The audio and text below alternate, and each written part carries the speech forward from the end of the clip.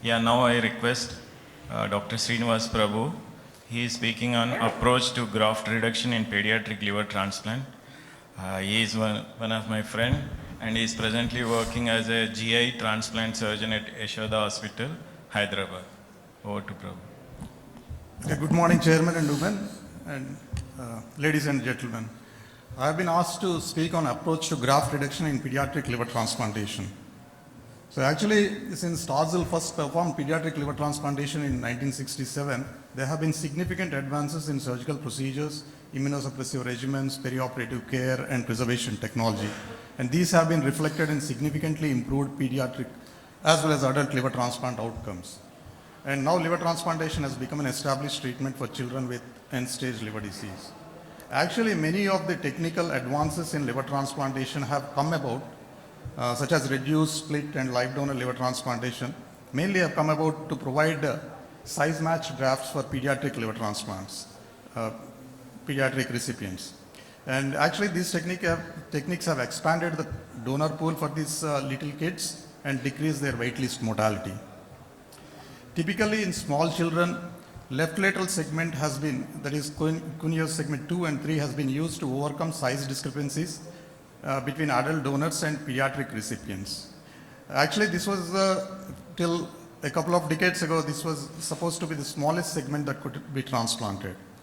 And this made possible donation from an adult 10 times the size of the, 10 times the weight of the child recipient. However, in very small infants and neonates who weigh less than 6 kg, even a left lateral segment of an adult can cause large for size problems. So when performing liver transplant in these very small infants, if you have a choice, if you are lucky enough to have a choice, it is important to select a size-matched graft, or if you don't have that luxury, efficiently reduce the left lateral segment graft. So what are the problems caused by these large grafts? They can cause problems in relation to the recipient's small size of the recipient's abdominal cavity, as well as insufficient blood supply to the graft.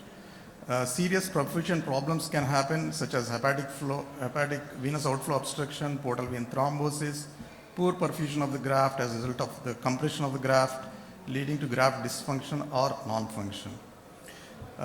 Similarly, they can cause other problems such as difficulty in wound closure, ventilatory problems, and abdominal compartment syndrome. So to avoid these problems for a successful outcome, you need to have a good clinical and radiological assessment of the potential graft in terms of the size or volume, shape, and thickness of the graft, as well as the recipient's abdominal domain. That is the size of the child's abdominal cavity, which is influenced by the presence of ascites, hepatomegaly, and equally important is the quality of the portal flow, size of the portal vein, as well as the shunting of the blood away from the portal vein. This is mainly assessed by the Doppler studies as well as the CT scan. And you consider reduction on a very selective basis, individualized. If the graft recipient weight ratio is greater than 4, which is a guide, but no means absolute. And similarly, if the ratio of the thickness of the left lateral segment graft to the anteroposterior diameter of the potential recipient's abdominal cavity is equal to or more than 1. And it's very important to ensure a good forward portal venous flow because portal venous complications are one of the major complications of large for size grafts. So what are the types of reduction you can consider? One is non-anatomical reductions. These are helpful if you have a thin graft, which is called a flat fish type of grafts. Lateral reduction will, where you resect the lateral part of the left lateral segment. Lateral and caudal reduction, which will lead to a hyper-reduced grafts, and medial reduction, which has recently been published by Dr. Gupta's team, which also, in addition to the size, also reduces the thickness of the graft with one resection surface. There are anatomical reductions, which is an S2 monosegment graft, a modified S2 graft, and S3 monosegment graft, where segment 2 is resected. Actually, S3 monosegment graft is the first graft which is lesser than left lateral segment reported by Russell Strong way back in 1992. So what are the anatomical considerations? If size only is the criteria, as earlier said, if volume is the only consideration and not the thickness of the graft, non-anatomical reductions are safe and quick. If GRWR is more than 5, hyper-reduced grafts will efficiently reduce the GRWR to less than 4. And if it's between 4 and 5, lateral reduction will suffice most of the times to bring down the GRWR to acceptable limits. And if thickness of the graft is also an issue, ventral reduction can efficiently reduce the thickness of the graft. These are S2 monosegment grafts and modified S2 grafts. So this is a way of reduction, a non-anatomical reduction, where the left lateral segment is reduced by resecting the lateral aspect with safeguarding the main left hepatic vein, and here it is both a lateral as well as a caudal reduction resulting in monosegment grafts. This is one of the recent photographs where the lateral part has been resected, and now it is a reduced graft, and the line is marked for caudal reduction, making it a hyper-reduced graft, which weighed about 105 grams, which is brought down from 245 grams to 105 grams to be implanted in a 28-day-old 3.5 kg child. So the GRWR has effectively brought down from 7 to 3. This is a S2 monosegment graft where the segment 3 pedicle has been resected in the first diagram, and the whole of segment 3 has been resected. And to make it a bit safer, where left hepatic vein is not jeopardized, you can preserve the segment 3 pedicle, the main Gleason sheath, and only resect the anterior or ventral aspect of the segment 3. This is one of our recent photographs where segment 3 pedicle has been clamped, and there is a line of demarcation which has been marked with a cautery on the ventral aspect as well as the dorsal aspect. The dorsal line is actually, the resection line is actually a horizontal plane in line with the segment 3 pedicle. And this is the resection in progress, and it produces a very thin and flat graft. So it solves the problem of thickness efficiently. So the volume reduction of grafts in these very small infants should be part of the overall armamentarium of providing good outcomes in these patients. So it starts with preoperative evaluation as well as use of adjuncts during the donor as well as the recipient operation. In donor, you can use intraoperative ultrasound to delineate the portal S2 and S3 pedicles as well as to identify and safeguard the main left hepatic vein. On the bench, both laterally reduced grafts and S2 grafts can be further reduced if after weighing the grafts, if you think the GRWR is still high. And the recipient ensure good forward portal flow before even taking the graft out of the eyes before implantation. So this might actually need augmentation of the portal vein by putting an interposition graft or just augmenting by a patch, and or ligation of the shunts. Here a left gastric vein, a coronary vein is being encircled to ligate to improve the portal venous flow. So this is very important to ensure the good vascular supply of the graft.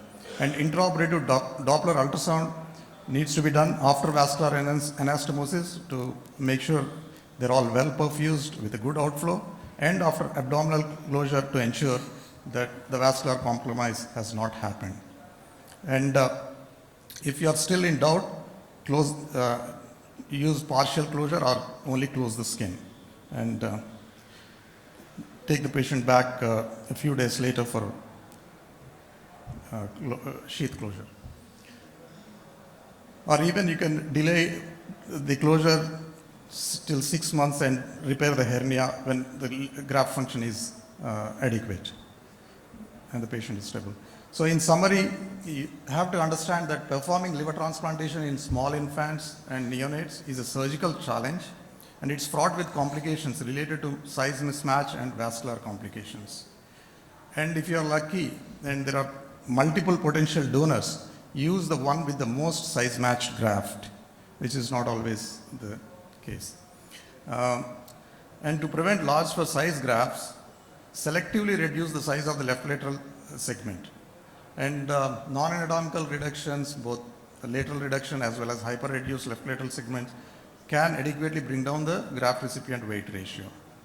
Reduce thickness S2 and modified S2 grafts. The ventral reductions will thin out the grafts and solve the problem of thickness. So, it bears repetition that individualized approach is the answer to these problems. So, you have to have have attention to the portal flow.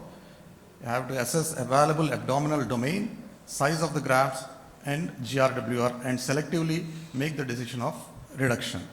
And frequent Doppler ultrasound, and if need be, delayed abdominal closure or skin-only closure need to be used to have good outcomes in these patients. Thank you. Thank you, Prabhu. Any questions? Yeah, one. Do you always prefer to do reduction of graft in the donor in situ, or you want to do ex situ and benching size? Because the why I'm asking is, we do regularly pediatric transplant, especially 5-6 kg. The liver volumetry always not 100%, 15 to 20% variation will be there. So when that fellow TED, it's large for size, on table you found, it is not that much, but some extent. So in that 10-20 grams makes also big difference for us. So when you remove the graft and weigh at the benching time, this will be totally different. So anytime you face this way? Yeah, I think in such small infants, small for size is not an issue. Yeah. So we prefer to do it on the table where you can have good hemostasis. And, Okay. so So again, continuing with the same. So the idea of doing it in situ is that you actually reduce the ischemic time. You reduce the time of the graft on the ice. So even we prefer doing it in situ, and again then weigh it. We also weigh with the part of the liver which was removed. So you get a rough estimate. Yes. We did that with the Yeah, hyper-reduced yeah. weight. So you do get a rough so estimate. that weight, the part which was removed weighed 140 Exactly, grams and this exactly. weighed 105 And if it is grams. still required, so what happens is many times you have still done an in situ reduction, but if you have to go ahead and do a reduction further on in bench, then you still go ahead and do it. Yeah, So that's what that we should mentioned not, that, absolutely, yeah, absolutely should not. So another, We also do that way, but sometimes very tricky. Unless your radiologist, if he has consistently depending on your accurate volumetry, sometimes what will happen is if your radiologist is not that much, you need to go by that. Because everybody given a choice, donor, in situ, resection is easy, hemostasis secure, bile leak testing, everything is okay. But sometimes we have faced this.